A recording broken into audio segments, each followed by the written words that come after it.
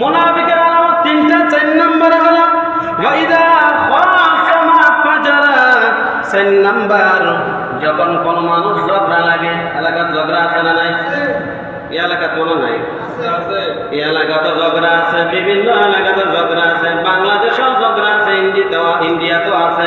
যখন কোন মানুষ ঝগড়া লাগে তখন তার জবান দ্বারা অশ্লীল কথাবার্তা বাইরে, এরকম আছে না নাই?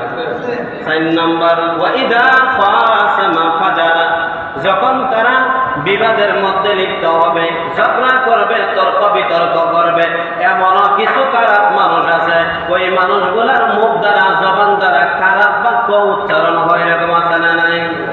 আল্লাহ নবী বললেন এই 4টা। 1 নম্বর ওয়াদা ভঙ্গ করলো, 2 নম্বর হলো মিথ্যা কথা বললো, যখন কথা বলে মিথ্যা বলে, 3 নম্বর অঙ্গীকার করলে ভঙ্গ করে, 4 নম্বর হলো যখন বিবাদ করে ঝগড়া লাগে